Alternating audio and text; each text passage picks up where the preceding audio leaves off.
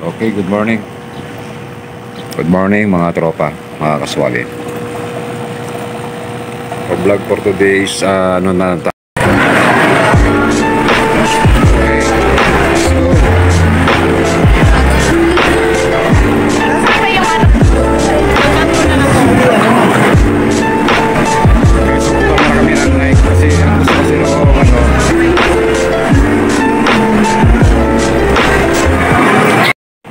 Okay, good morning. Good morning mga tropa, mga kaswali. Our vlog for today is ano na tayo. Ito yung kagahapon nilagay ko. Dito yung mga gold ko na UV size. So ngayon, ito nilinis ko kahapon. Ngayon ililipat ko to. Ililipat ko dito.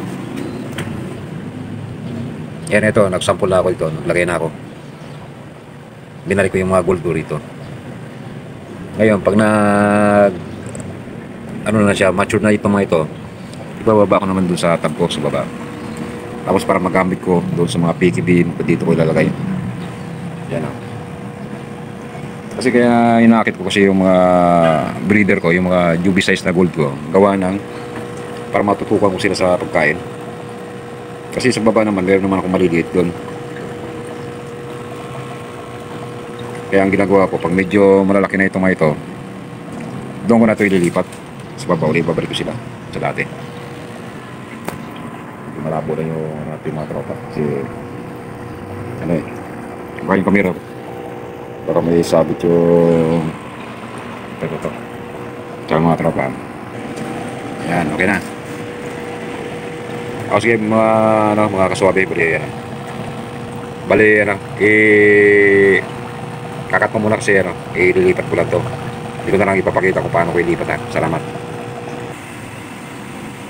Okay, back to video ulit tayo mga tropa. Mga kaswali, wala na. Yan, dito na sila lahat. Yan. Yan, basta nyo ha. Yan, nilinis ko na yan. 100% malinis na yan. Bali yung ano yan, stock water yan. Yan ko sila ilalagay. Para maganda yung ano nila. Pag-groom nila, i-groom ko muna yung mga ito kasi yung mga male, yung mga lalaki lumalabas na yung mga kulay nila. Yan yung mga tropa pagpas din mga junior size parang yan, UV size pa yan. Tapos ito bukod ko rin ko to, yan papalinawin ko yan. Tatanggalin ko yung mga suso yan kasi parang sila yung cause ng ano yung hindi maganda yung pag-ano sa tubig. Parang lalong lumalabo siya. Or ito yung cause din sa itong halaman na yan kasi may mga lumot na umiitim. Yung pinakakatas siya, nagiging ito ang kulay. Pero magandang tubig yan mga tropa. Siyempre gusto ko yung malinis, yung clear na clear. Kaya matulad na ganito para malinis sa tignan. Ginugroom ko sila para medyo maganda talaga ano. Alaga lang sa change water lagi. At 30% ako magbawas ng tubig dito. So ngayon ito, mayroong watermark.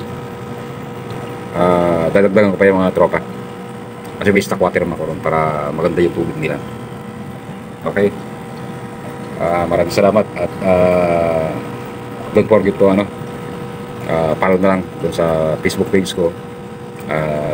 Like at dun sa YouTube channel ko, ano ba yung pag-subscribe na lang, like and share.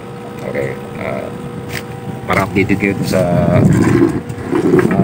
boring video ko. Pero syempre yung mga vlogger simula talaga sa maliit, wala pa naman tayong magandang video para ipapakita sa inyo. O sige guys, maraming salamat. God bless.